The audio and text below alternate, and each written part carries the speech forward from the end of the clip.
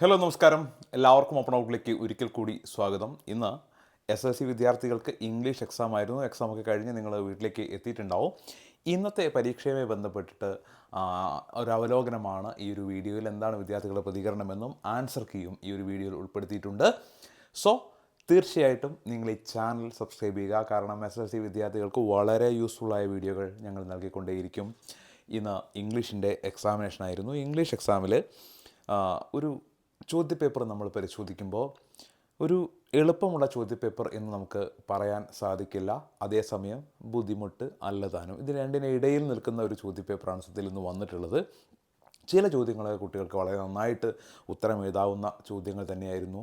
എന്നാൽ ചില ചോദ്യങ്ങൾ കുട്ടികളെ കൺഫ്യൂസ് ചെയ്യിക്കുന്നുണ്ട് എന്നുള്ളത് തന്നെയാണ് യാഥാർത്ഥ്യം. മാത്രവുമല്ല, നമുക്കറിയാം പതിവായിട്ട് ചെയ്യുന്ന ഗ്രാമർ ചോദ്യങ്ങളൊക്കെ നമ്മൾ എടുക്കുകയാണെങ്കിൽ പതിവായിട്ട് വരുന്ന ചോദ്യങ്ങളൊക്കെ തന്നെയാണ് വന്നിട്ടുള്ളത്.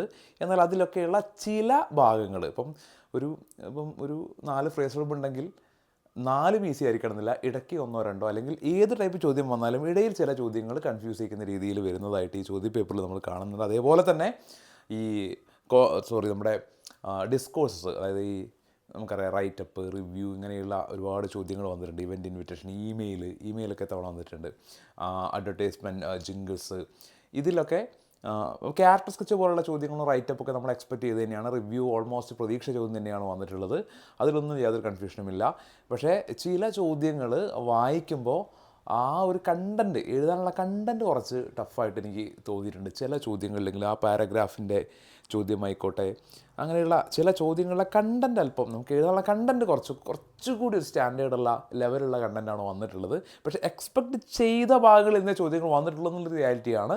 ന്യൂസ് റിപ്പോർട്ടൊക്കെ 2 ചോദ്യമായിട്ട് വരുന്നതൊക്കെ നമ്മൾ കണ്ടു. ഒന്ന് ത്രിൽസ് ആൻഡ് ട്രിൽസ് എന്നുള്ള ചാപ്റ്ററിനും അതിന് പുറമെ ഒന്ന് പുറത്തുനിന്നുള്ള ചോദ്യമായിട്ടും വരുന്നത് കണ്ടു. സോ മൊത്തത്തിൽ ഒരു കുഴപ്പമില്ലാതെ എഴുതാൻ പറ്റുന്ന ഒരു പരീക്ഷ എന്ന് മാത്രമേ പറയൂ. ലാംഗ്വേജ് അത്യാവശ്യം ഐഡിയ ഉള്ള കുട്ടികൾക്ക് നന്നായിട്ട് എഴുതാം.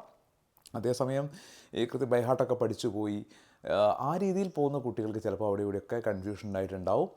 ഗ്രാമർ ഭാഗത്തൊക്കെ കൺഫ്യൂഷൻ ഉണ്ടായിട്ടുണ്ടാവും. പൊതുവെ കുഴപ്പമില്ലാത്ത ഒരു പരീക്ഷ എന്നൊരു പ്രതികരണമാണ് വിദ്യാർത്ഥികളിൽ നിന്നും വരുന്നത്. ഭയങ്കര ബുദ്ധിമുട്ടാണെന്നും പറയുന്നില്ല, ടഫാണ് എന്നും ഒരുപാട് പേര് പറയുന്നില്ല. അതിന് മിഡ് ലെവലിലാണ് ഇപ്പോൾ ഒരുവിധം പറയുന്നത്.